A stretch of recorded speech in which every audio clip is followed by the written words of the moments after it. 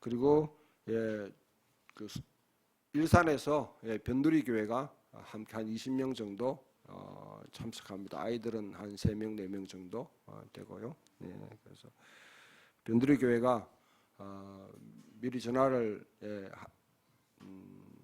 하니까 모든 야채 가게를 하고 있어요. 지금 야채 가게. 야채와 과일은 자기들이 책임지겠다고 미리 말씀해 주셨습니다. 미리 그렇게 아시고 또 오시는 손님이니까 환대하는 마음으로 해주시길 바랍니다.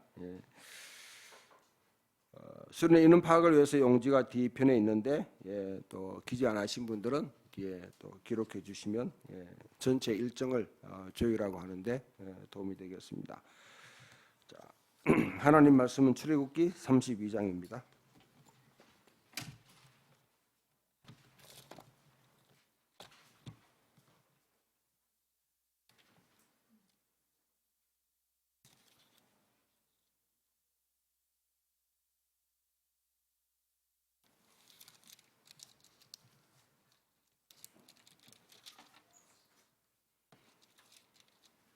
상당히 긴 본문인데요.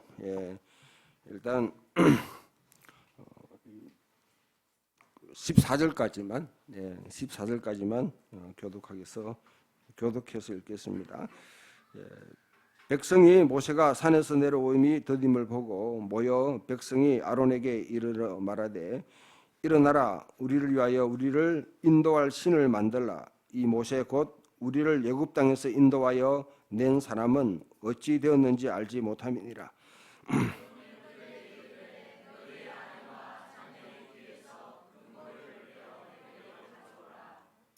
모든 백성이 그 귀에서 금고리를 빼어 아론에게로 가져가매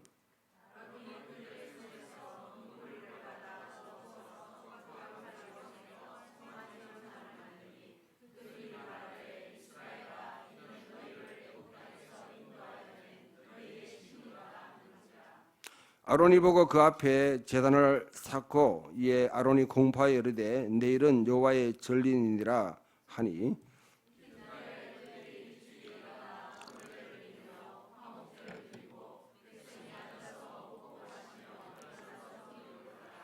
여호와께서 모세에게 이르시되 너는 내려가라. 내가 애굽 땅에서 인도하여 낸 내 백성이 부패하였도다.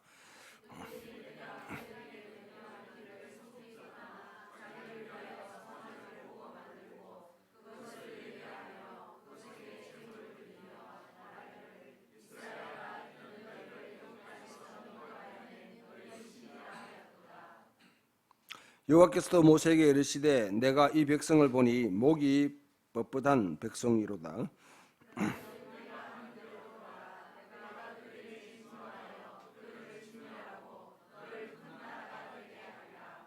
모세가 그의 하나님 여호와께 구하여 이르되 여호와여 어찌하여 큰 권능과 강한 손으로 애굽 땅에서 인도하여 내신 주의 백성에게 진노하시나이까.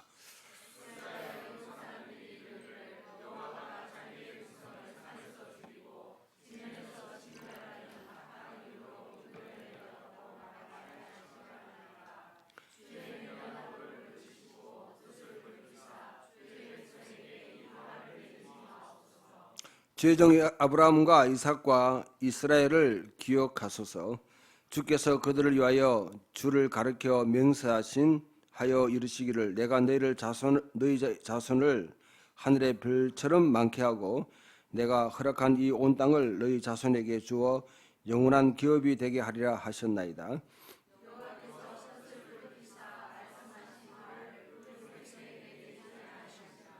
아멘. 한 가지만 더 우리 좀 읽어봅시다. 보면 열왕기 상입니다.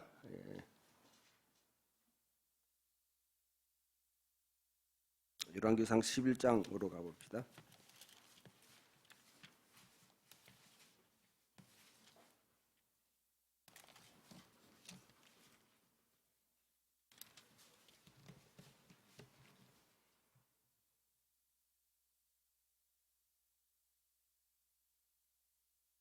아, 12장. 12장. 32절에 33절.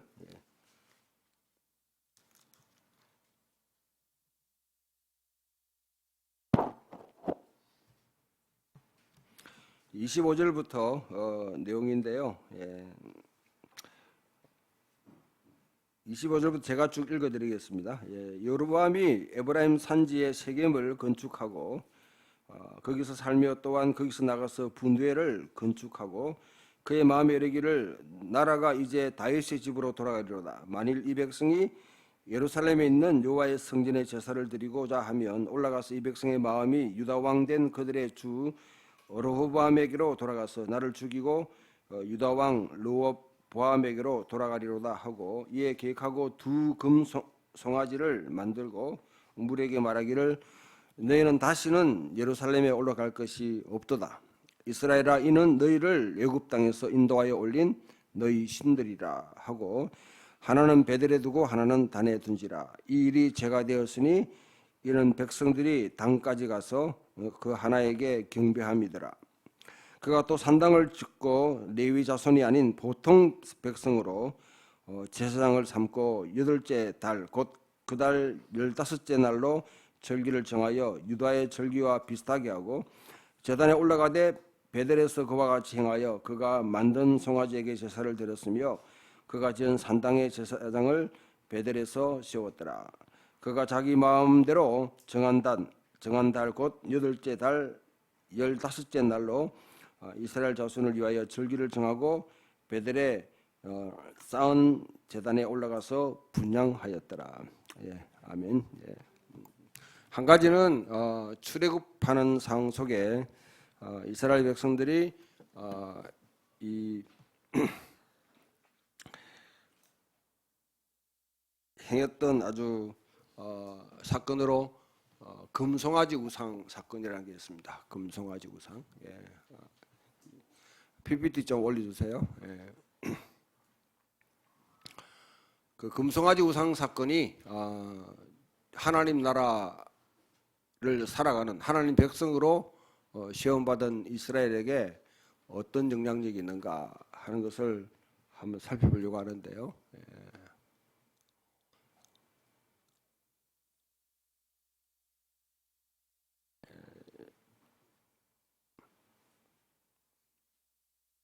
이 금송아지 우상입니다.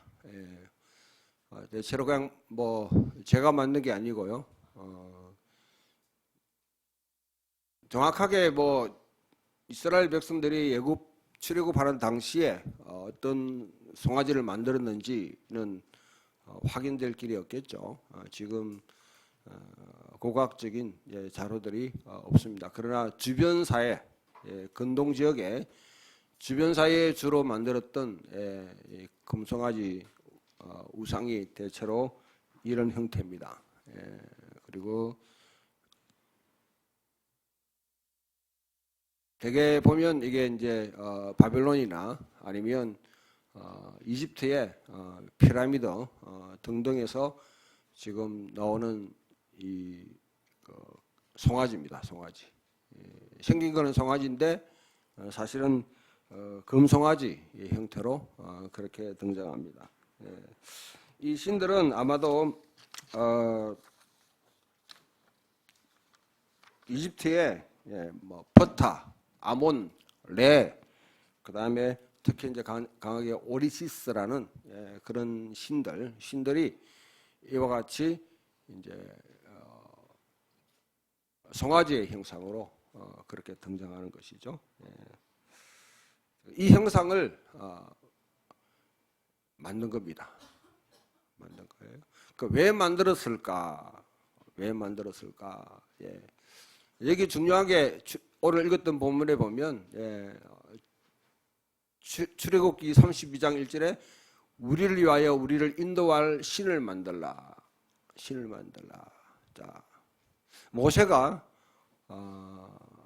율법을 받으러 호렙산에 올라갔습니다. 하나님께서 시내산에서 여러분 이걸 잘 기억하셔야 돼요. 시내산과 호렙산은 다릅니다. 시내산에서 이미 율법이 선포되었어요. 20장부터 지금 뭐냐면 31장까지 이 내용이 선포되었어요.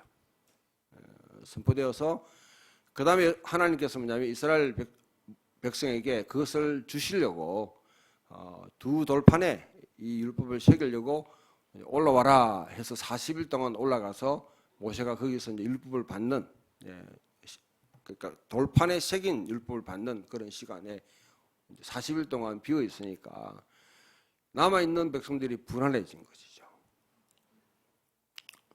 모세를 믿고 나왔는데 모세가 산에 올라가더니 내려오지를 않아. 이게 사라져 버렸어요. 그러니까 우리를 애굽에서 인도하는 모세를 사실은 모세의 인도를 받아가지고 광야에 다 자기 삶의 터전을 다 버리고 나왔는데 모세가 없으니까 불안한 거죠. 자기 안전에 대해서 불안해지는 것이죠. 그래서 그러면 인간은 당연히 종교성이 발동하기 시작합니다. 그래서 모세를 통해서 이때 하나님이 계속 자신의 그 계시를 말씀하시고 또 뜻을 전하시고 했는데 모세가 사라지니까 하나님과 이스라엘 백성 사이에 중간 매개자가 없는 거죠. 매개자가 없는 거죠. 그러니까 아론을 이제 말해가지고 우리를 위해서 우리를 인도할 신을 만들라. 그렇게 해서 금부치들 다 모아가지고 만든 우상이 아까 황금 송아지 우상입니다. 그래서 거기에 중요한 말이 이렇게 해요. 아론이 이스라엘아 이는 너희를 애굽 땅에서 인도하여 낸 너희 신이로다. 너희 신이로다.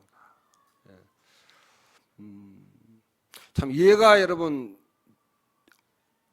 되는지 안 되는지는 잘 모르겠는데 저는 생각이 참 이렇구나. 출애굽한 이스라엘 백성들이 경험했던 걸 오늘날 우리가 경험할 수 있을까요? 혹시 그런 경험들 막 이렇게 막 기적들, 역사들 막 이렇게 거쳐가지고 오신 분들 계십니까? 만나가 막 내리고 메추라기가 내리고 바다가 막 쪼개지고 리드를 대적하면 막 뭡니까? 땅이 갈라져 가지고 되가버리고 이런 사건들 그분의 애굽에서 있었던 여러분 열재앙을 생각해봐도 그런 재앙들이 우리 속에 벌어진다고 그러면 저는 하나님 안 믿을 사람이 있겠는가? 오늘날도 되게 많은 사람들이 기적을 보여달라 그러면 믿겠노라 하는 분들이 많아요. 초자연적인 기적을 요구하는 분들이 많습니다. 근데 성경이 분명하게 말씀하는 것은 기적을 보아도 사람들은 회개하지 않는다는 거죠.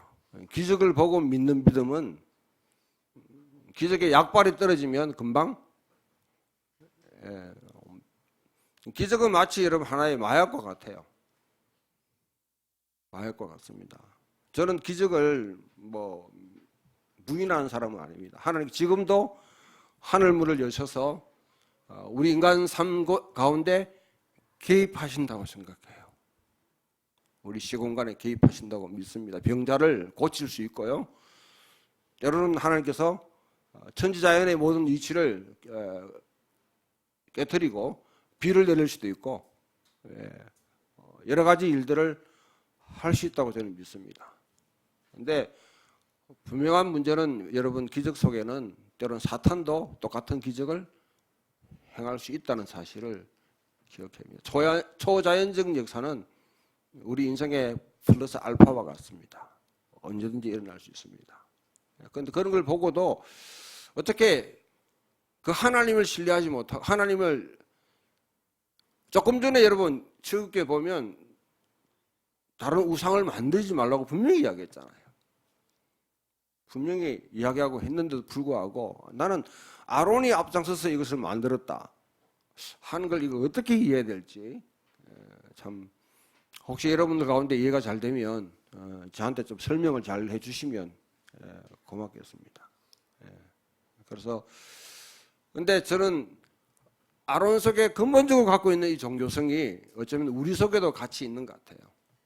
우리 속에도 뭔가 명백하게 우리를 인도하고 또 그와 같이 말하던 자기 뜻을 드러내던 것이 없어지게 되면 사람들은 이와 같은 우상을 만들게 된다. 거죠. 그러고 난 뒤에 아론이 내일은 여호와의 절이로다. 이거는 절기가요. 이스라엘 절기는 딱 정해져 있습니다. 율법에.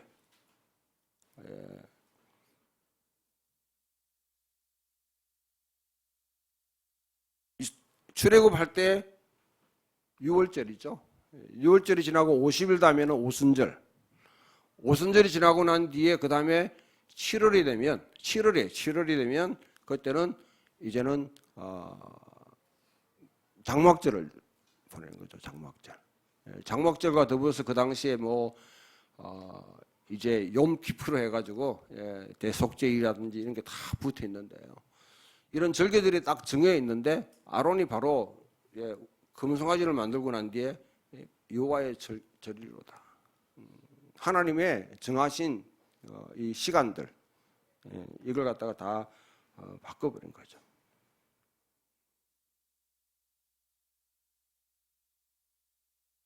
근데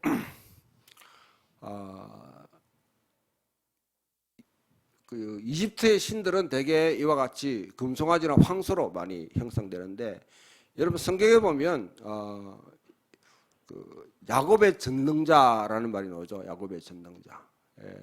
창세기 49장 24절, 이사야 1장 24절, 또 49장 26절, 60장 16절에 보면 야곱의 전능자, 이스라엘의 전능자라는 단어들이 나오는데 이 단어들은 뭐냐면 사실은 원어 그대로 번역하게 되면 야곱의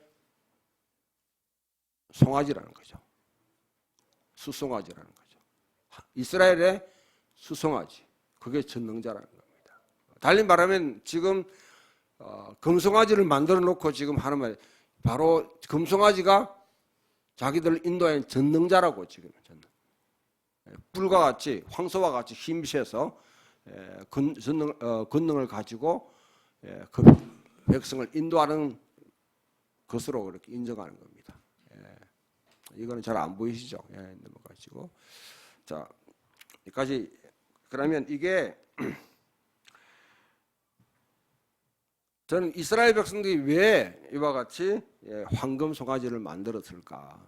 첫 번째는 저는 거기에 대한 이유로는 아마 안전보장과 위로가 필요했을 것이다. 안전보장. 우리 삶에 여러분이 보면 안전보장에 대해서 안전함. 그래서 요즘 보면 우리 이제 웰빙 시대 접어들어서 노예에 대한 대책이 있느냐. 태어날 때부터 여러분 그 다음에 대한 대책들을 항상 생각하는 거죠. 그래서 강력한 리더를 또 요구합니다. 앞서서 나가니 산자여 따르라. 이래서 강력하게 리더십을 갖고 막 진두지휘하고 이런 영웅의 시대를 굉장히 기대하는. 어쩌면 여러분 인류 역사는 이 영웅들이 어쩌면 영웅들을 탄생시키는 그런 역사들로 점철되죠. 그러니까 우리나라 지금 한일 간의 관계 속에서도 여러분 보게 되면 상당히 좀 강력한 리더십을 또 요구하는 그런 것 같아요. 한일 관계 여러분 제가 좀 잠시 말씀을 드리면 아베라는 여러분 이 정권의 실체를 여러분 분명히 알아야 됩니다. 일본 국민과 현 정권은 분명히 차이가 있습니다. 우리가 일본을 미워할 수는 없어요. 정화할 수 없습니다. 그러나 일본 사실 미운 점도 많죠. 축구하면 하여튼 무조건 이겨야 되고 다른 데 태국한테는 져도 일본한테는 이겨야 되죠. 여러 가지 이런 감정이 있는데요. 그 뿌리는 역사적으로 쭉 형성되어 온 것이지만은, 그러나 일본 국민들 자체는 나름대로 여러분 뭐 우리가 배울 점도 많고, 일본 국민은 어쩌면 여러분 굉장히 좀 아시아 국가에서도 탁월한 그런 우월성을 갖고 있습니다. 있는데 여러 가지 상황들 속에, 그러니까 현 정권은 뭐냐면, 여러분 아베라는 사람은 그 앞에 우리나라를 갖다가 식민지 시킬 때에 그때 큰 역할을 했던 자기 조부가 아주 큰 역할을 했고요.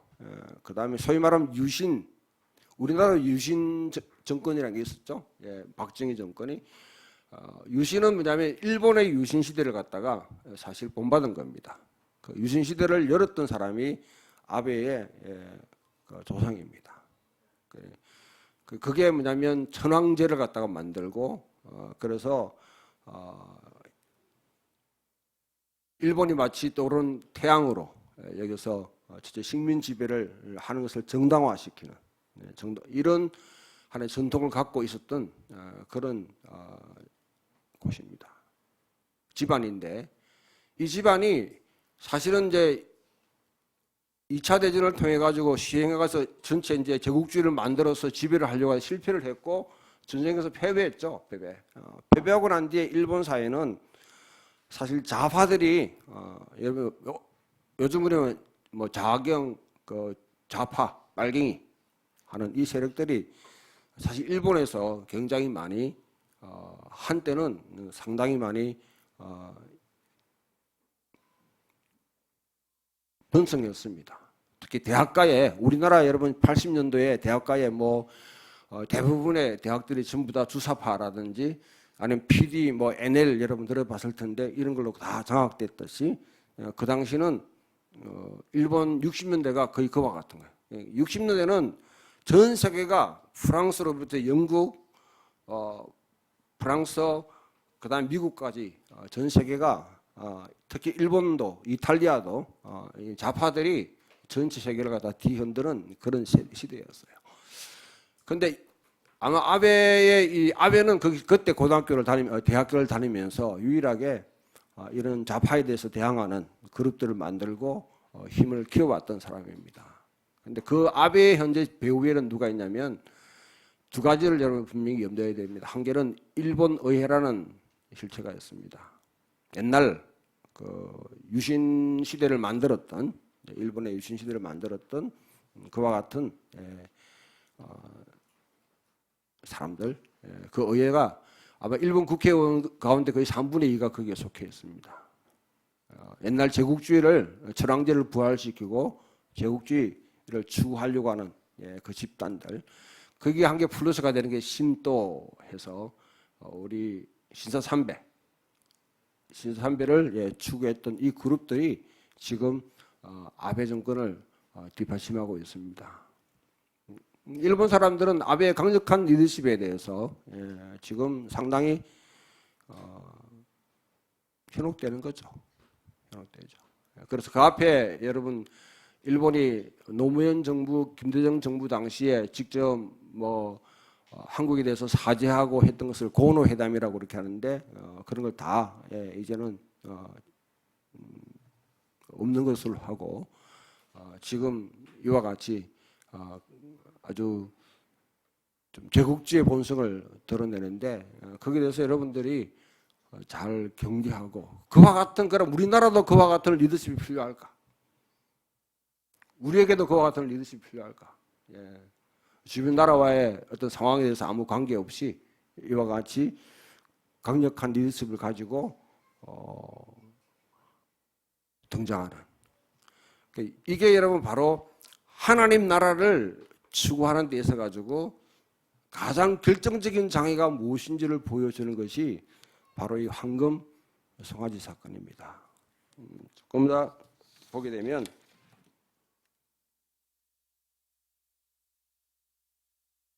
이게 잘 여러분이 앞에 잘 보이는지 모르겠습니다만은 출애굽 24장부터 40장 마지막 장까지 전체를 한번 이렇게 문단으로 쭉 구별해 보면 여기 양파 구조로 그렇게 돼 있어요.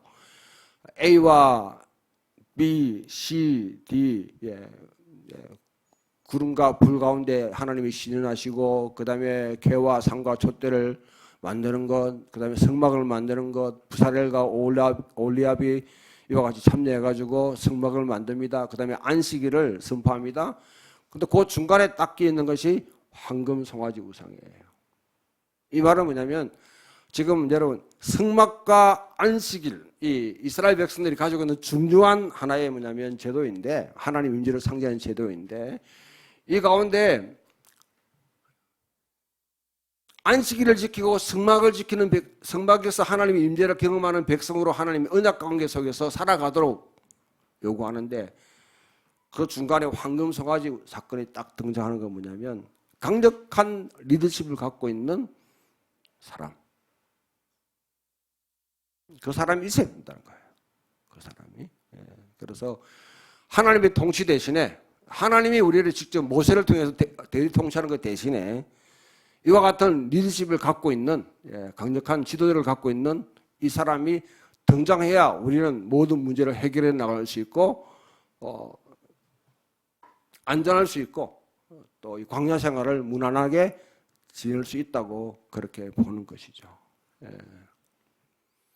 자, 이 사건이 나중에 어떻게 연결되냐면, 하나님께서 여러분 오늘 본문 이제 32장부터 34장까지 보게 되면 결국 하나님께서 진노하셔가지고 이 백성을 다 죽이려고 하다가 모세의 중보기도를 통해서 살리시고 난 뒤에 모세가 내려와서 두 돌판을 금송아지에 던져서 결국은 가루로 만들어서 다 사라지게 만들고 징벌을 하고, 다시 모세가 두 돌판을 받고 내려와요. 내려오는 그 사건으로 마무리되는데, 이게 여기서 끝나는 것이 아니라, 그러니까 이 베델과 단에 이제 시간이 지나고 난 뒤에 다윗, 그 다음에 솔로몬 이후로부터, 솔로몬의 이제 우리가 르호보암 왕이죠. 르호보암 때에 결국 10지파가 반란을 일으킵니다. 그때 반란에 선봉에 섰던 사람이 여로보암입니다. 그 여로보암이, 그러니까 10지파가 이런 반란했으면 남은 거는 베냐민 지파와 유다 지파밖에 남지 않는 거죠. 예루살렘 중심으로. 거기에 다는 북쪽에 이스라엘 경계선의 가장 위쪽에 있는 것이고요. 베델은 가장 남쪽 경계선입니다. 이 두 도시에다가 황금 송아지 우상을 만들어요. 그게 지금 다한이라는 이 도시를 갖다가 지금 국악적으로 이렇게 발굴할 때 이런 여로보암의 이 금송아지 우상 재단이 지금 그와 같이 발굴됩니다. 자, 이런 걸 보게 되면 결국 여로보암이 자기 강력한 리더십을 가지기 위해서, 북쪽에 강력한 리더십을 가지기 위해서 금송아지 우상을 만드는 거죠. 생각을 해보니까 이래요. 자, 매 절기 때마다 이스라엘 백성 남자들은 3번씩은 성전에 올라간다 생각하게 되면 6월절과 그 다음에 오순절 초막절, 3번의 절기 때는 예루살렘에 가게 되었습니다. 예루살렘에 북쪽 이스라엘 백성이 예루살렘에 갔다가 온다. 우리가 거꾸로 여기 보면 여러분, 남쪽에 있는 여러분 우리들이 추석이나 아니면 뭐 이런 절기 때 1년에 3번씩 북쪽에 평양에 계속 왔다 갔다 한다면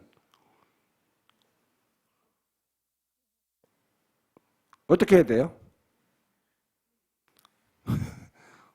허용해야 돼요? 막아야 돼요?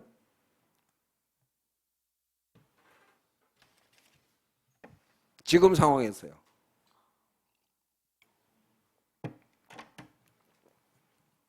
이 집사님 어떻게 생각합니까?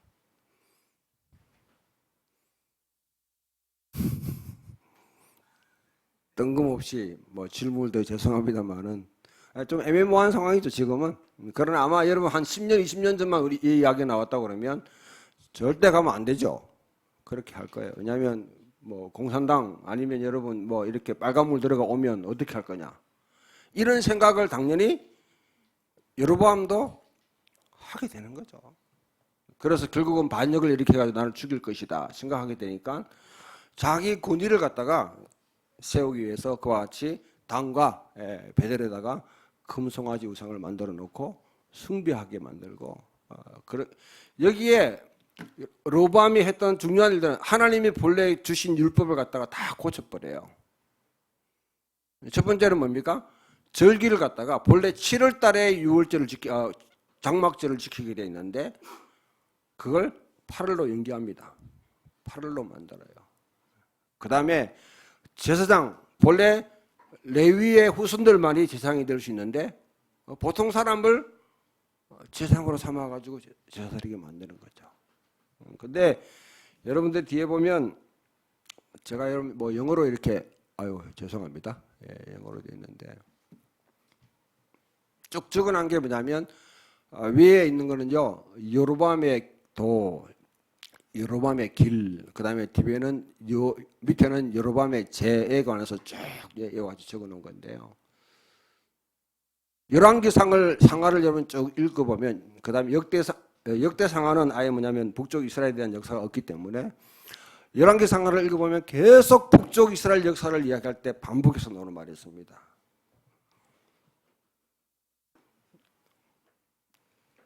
어떤 왕을 평가할 때 여로보암의 길을 떠나지 아니었더라. 여로보암의 죄를 버리지 아니었더라. 모든 여러분 왕들에 대한 평가에 맨 마지막에 계속 붙는 것이 여로보암의 도를 범하지 않는, 떠나지 않는 거예요. 남쪽 유다에 뭐냐면 그런 유다에서 이야기할 때는 예루살렘에 대한 성전에 대한 그런 헌신을 갖다가 하는 것을 하지 않고 했는데도 불구하고 히스기야나 이런 왕들이 산당을 제거하지 않았더라. 각기 사슬 예배당을 갖다가 가지고 있었는데 그것을 버리지 않았더라. 근데 북쪽 이스라엘 이야기할 때는 반드시 여로보암의 길, 여로보암의 죄를 떠나지 않았더라. 여로보암의 길이 뭡니까? 여러분들이 대개 신앙생활 하면서 우상 숭배하지 말라는 말을 굉장히 많이 들었을 거예요. 우상 숭배하지 말라는 거는 다 알고 있습니다. 다 알고 있는데 사실은 뭐냐면 우상 숭배를 무엇이 우상인지를, 왜 우상 숭배하지 말라는지를 제대로 잘 실감하지 못해요. 그냥 어릴 때 가서 뭐냐면 절에 가서 절하면 우상 숭배다. 절만 가도 그래 절에 가면 이건 큰일 나는 줄 알고 잘 안 갔죠. 안 가죠. 그 다음에 옛날 제사를 드리게 되면 제사에 참여하면 이건 우상 숭배다. 그와 같이 형상으로 분명히 우리가 인식하고 있는 우상에 대해서는 그리스도인들이 그래도 뭐냐면 상당히 이걸 잘 안 따르려고 해요. 그런데 우상은 그런 불교나 아니면 이슬람이나 아니면 여러분 다른 종교에서 말하는 그 형상들 말한 그 우상이 아니고 이미 우리들 속에 깊이 들어와 있지 않습니까? 요즘 연예인들 보고 뭐라고 합니까? 아이돌이라고 하잖아요. 아이돌 자체가 우상이죠, 우상. 우상이죠. 우상을 그냥 우리가 뭐 축구 선수들이 뭐 호나우드는 나의 우상이다. 그렇게 해서 그 말을 갖다가 아주 스스럼 없이 이야기를 해요. 누구를 갖다가 사실 뭐 그 아이들이 뭐냐면 이야기할 때 그 사람 이야기할 때 우상이다, 내가 숭배할 대상이다 그렇게 하지 않지만은 그러나 자기가 기감을 삼고 따라가야 될 대상으로 삼는 것이죠. 자, 모든 우상의 여러분 우상 숭배 배후에는 몇 가지 여러분 우리가 이야기할 수 있는, 첫 번째는 자기 안전에 대한, 자기 복지에 대한 그런 불안이 있을 때 우상은 숭배하게 되었습니다. 현실에 하나님은 안 보여요. 그렇기 때문에 나를 가장 지켜줄 수 있고 나를 가장 뭐냐면 붙들어주고 인도할 수 있는, 그래도 안심하고 가게 만들 수 있는 것이 무엇이냐? 돈이 될 수 있죠. 현대사회에는 어쩌면 여러분 기술 문명이라는 게 기술 테크놀로지. 이것도 하나의 우상이 됩니다. 이번에 일본이 한국에 대해서 가장 아픈 곳을 딱 찔렀다고 했을 때에 첨단 기술을 가져야만이 경제를 이끌어 갈 수 있다고는 이 생각 속에 이거 무너지면 큰일 나는 줄 알고 있는 그 상황 속에 그것을 딱 꼬집는 거죠. 기술 문명에 대한 그런 내가 신뢰하는 것도 우상이 될 수 있어요.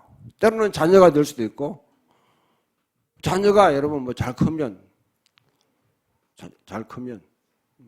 우리 옛날부터 있잖아요. 한 사람 똑똑한 놈 한 놈만 키우면 집안 먹이 살린다. 그러다가 여러분 뭐 하여튼 상처 있는 사람들 많죠? 그 외에 내 노후에 대한 건강에 대한 이런 것들로 채워 나갈 수 있습니다. 배우의 두 번째 배우는 뭐냐면 내가 뭔가 강력한 사람이 되고 싶어 하는 거예요. 내가 뭔가 힘쓰는 사람이 되고 싶어 하는 거예요. 말빨이 있는 사람, 영향력 있는 사람, 뭔가 여러분 내 말에 의해서 뭐냐면 뭔가 이렇게 사회가 움직이고 집단이 움직이고 뭔가 움직이기를 원하는 사람, 이런 사람들은 반드시 하나님 외에 다른 것을 내세웁니다. 자기의 달란트를 내세우든지 자기 재물을 권위를 갖다 가지고든지 그렇게 하는 것이 하나의 우상이에요. 금송아지 우상을 만든다는 거 하나님 나라와 어떤 관계 있냐? 하나님이 왕이 아니고 실질적으로 우리를 다스릴 수 있는 인간이 되는 보이는 사람을 리더로 세우라는 거죠. 그러면 우리가 안심하겠다는 거죠. 그리고 광야의 길을 갖다가 걸어갈 수 있다는 겁니다. 우리가 믿음의 삶을 살 때도 가시적으로 보이는 여기에 여러분 현혹되면 우리는 자 보십시오. 여러분 교회를 갖다가 건축하던 저는 대부분의 교회 건물이 다 우상의 재단이라고 생각합니다. 왜 교회를 짓나요? 하나님께 영광 돌리기 위해서입니다. 그래서 성전이라 그렇게 하지 않습니까? 교회 건물 지어놓으면요 그 주인은 누굽니까? 말씀해 보십시오. 교회 건물 지어놓으면 누가 주인 되나요?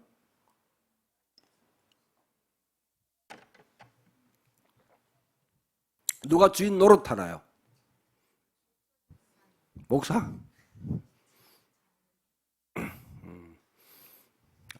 제가 앞에 있는 교회에 부임하니까 안수진 사님 아들인데 입교 문답을 하죠. 근데 거기 보면 이제 입교 문답 그 가운데 교회 주인은 누구입니까? 묻게 돼 있어요. 교회 주인은 누구입니까? 물어가 얘가 막 스스럼없이 말하는데 목사님 가더라고요. 내가 고맙다 야.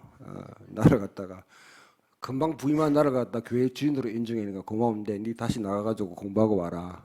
니한테는 입교를 못 해주겠다.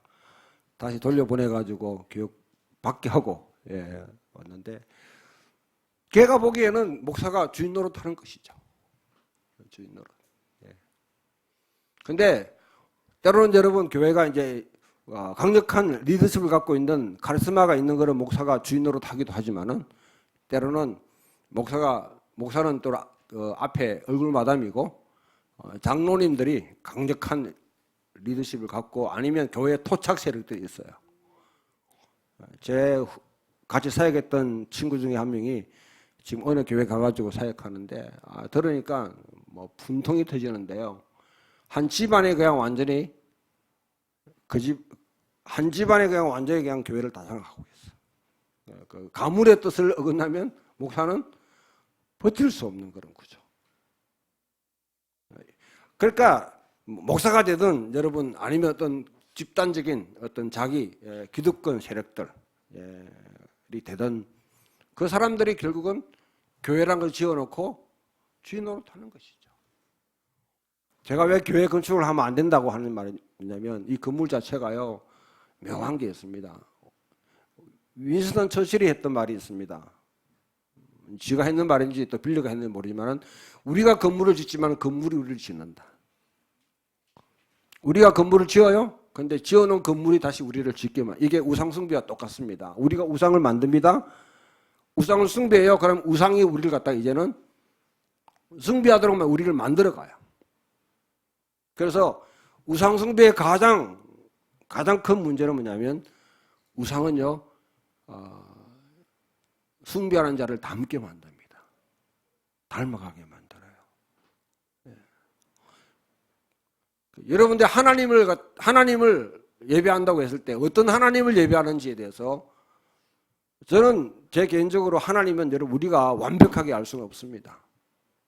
어쩌면 여러분 소경이 코끼리를 만지듯이 우리는 부분을 알고 있어요.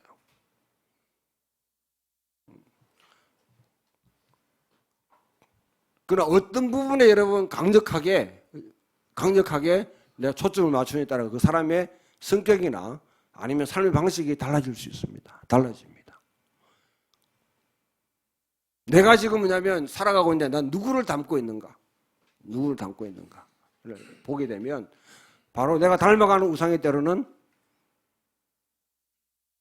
우상이 되는 거죠. 우상. 예.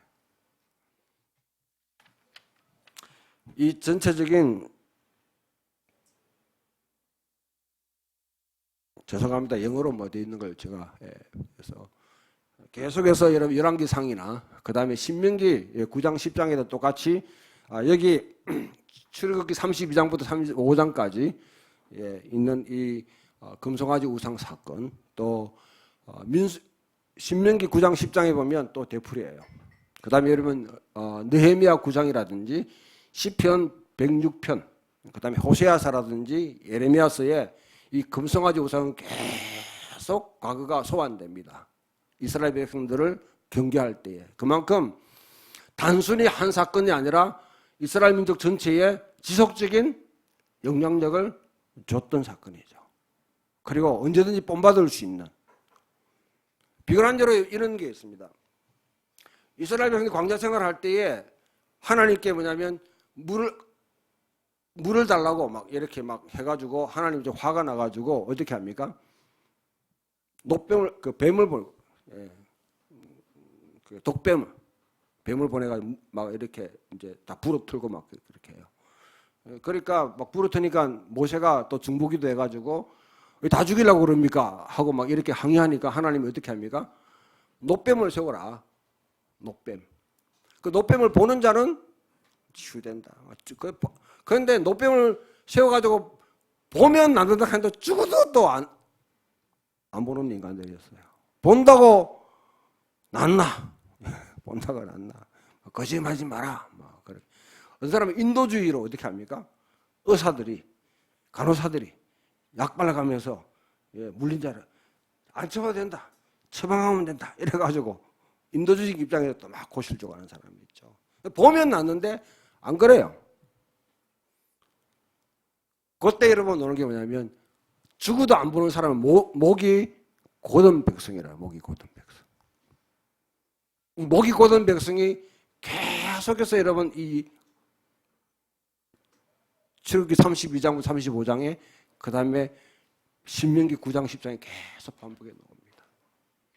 우리가 신앙생활 할 때에 목이 곧아지지 않도록, 목이 곧아진다는 말은 뭐냐면 죽어도 남의 말을 안 들으려고 하는, 청종하는 귀가 열리지 않으면 그때부터는 위험한 증상입니다. 여러분 살아가면서도 목이 곧으면 곤란하죠. 우리 스트레칭 계속 하잖아요. 스트레칭 계속 하는 이유가 목이 안 굳기 위해서 그런데요. 목이 굳으면 뻣뻣해지면 뒤에 뒷골이 당기기 시작하고 뇌졸중 위험이 많죠? 많죠. 마찬가지 신앙생활도 마찬가지입니다.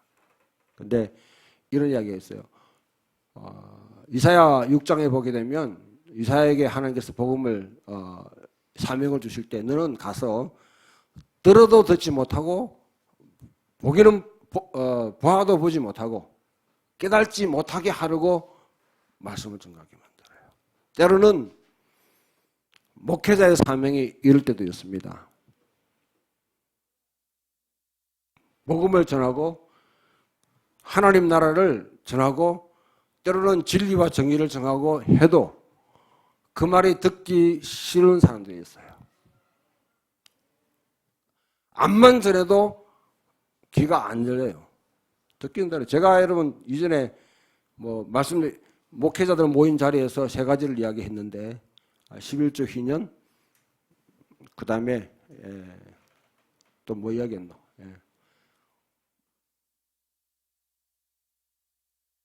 제가 이야기하는 것도 세 가지를 이야기했는데요. 희년을 이야기하면서 안 들으려고 하더라고요. 희년 이야기하면 뭐냐? 그게 가능하냐? 현실적이냐? 하면서 그냥 아예 무시해버려요. 제가 보기에 성경에 가장 중요한, 특히 율법을 이야기할 때, 모세 오경을 이야기할 때 가장 중요한 핵심적인 내용은 희년입니다. 그런데 오늘날 교회라든지 오늘날 교회사에서 희년이라는 건 초대 교부들이 간간히 여러분 그와 같이 강력하게 주장했지만 중세 시대 넘어오면서부터 이걸 완전히 사라져 버렸어요. 지금 다시 부활해서 이야기해도 듣지 않으려고 해요. 그만큼 강의를 하고 여러분 헨리 조지 예를 이야기하고 공개점 이야기하고 해도 이 성경적인 사상이라도 그걸 갖다가 빨갱이 사상이라고 몰아뿌려가지고 안 들으려고 하는 거죠. 들어도 듣지 못하고 보아도 보지 못하고 깨달지 못하게 하는 거예요. 때로는 목이 굳은 백성에게 전하라는 것이죠. 왜? 그 말은 뭐냐면 회개하지 않는 사람은 내버려 두라는 거죠. 그러나 진짜 복음에서 반응하고 회개하는 사람은 회개할 기회를 주는 겁니다. 길을 찾게끔 만드는 겁니다. 황금 송아지 우상에 여러분 등장할 때에 사람들은 목이 뻣뻣해지는 상황입니다. 굳어지는 사상. 그때부터는 진리를 말해도 진리가 진리니이다 하고 진리가 진리로 안 받아들이는 거죠. 그건 네 생각 아니냐 이야기하는 거죠. 응? 성경에 있는 이야기를 해도 그건 당신 이야기 아니냐. 그때는 더 이상 백약이 무효입니다. 여러분 기도하실 때 신앙생활할 때 특히 한 교회에 오랫동안 여러분 신앙생활하고 한 목회자한테 오랫동안 메시지를 들었던 사람들 항상 조심해야 되는 거는 귀가 다치지 않도록 목이 굳어지지 않도록 조심해야 됩니다. 그래서 바울이 말하기를 마음의 할례를 받아라. 마음의 할례를 받아라. 굳은 살을 체결하는 것이죠. 그와 같이 여러분 스스로가 그것을 부드럽게 해야 됩니다. 그러나 분명히 내가 여러분 진리에 대한 분별력을 갖고 소화력을 갖고 있어야 되죠. 진리가 아닌 것은 성경 말씀과 어긋나면 그거는 거부할 수 있어야 돼요. 대책임질에서. 그 소화력입니다. 소화력. 그러나 진리면 내가 불리하더라도 받아들여야 돼. 이런 게 자 마지막으로 이제 정리하려고 합니다. 여러분들. 그래서 하나님께서 이스라엘 백성들에게 십계명을 주기 전에 맨 처음에 누구한테 갔냐면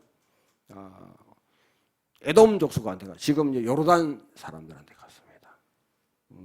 거기 가서 십계명을 주면서 너희 지킬래 이렇게 하니까 에돔 사람들이 우리는 안 지키겠습니다. 에돔 사람들의 조상이 누굽니까?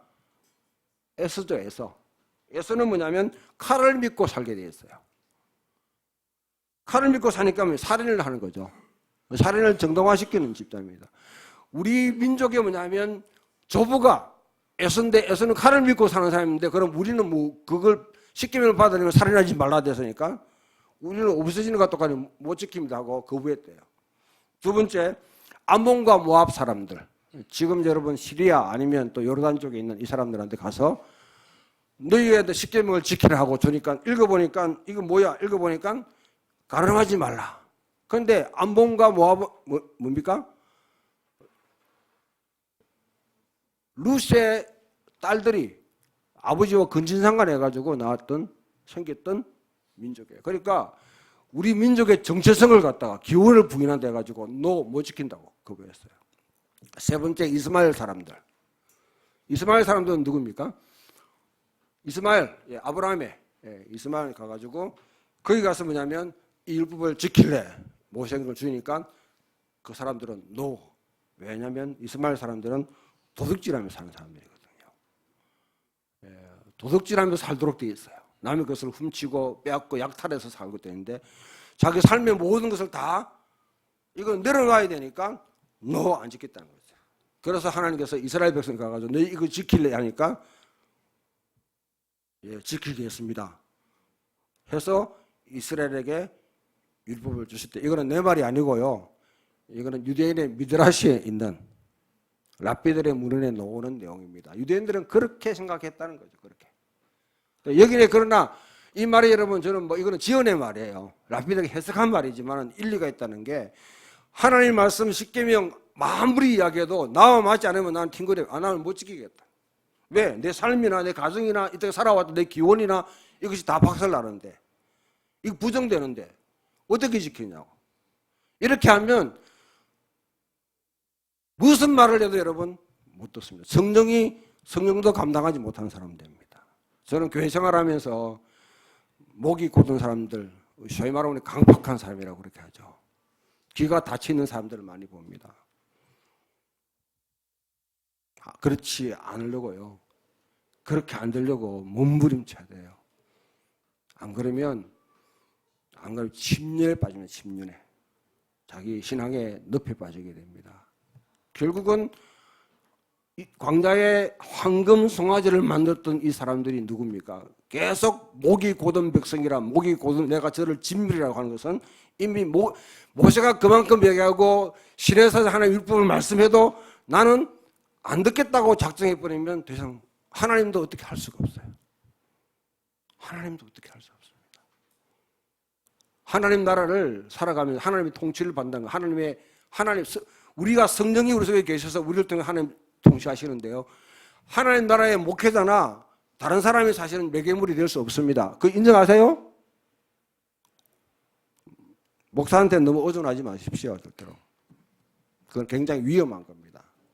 근데 목사가 해야 될, 목회자가 해야 될 일도 있지만 분명히 하지 말아야 될 일을 한국교회 많이 해요. 많이 하는데 가장 중요한 거는 목회자는 성경의 진리를 이야기하는 겁니다. 성경을 강의해서 성경을 진리를 이야기해 주는 겁니다. 목사가 말하는 것이 진리라고 말할 수 없죠.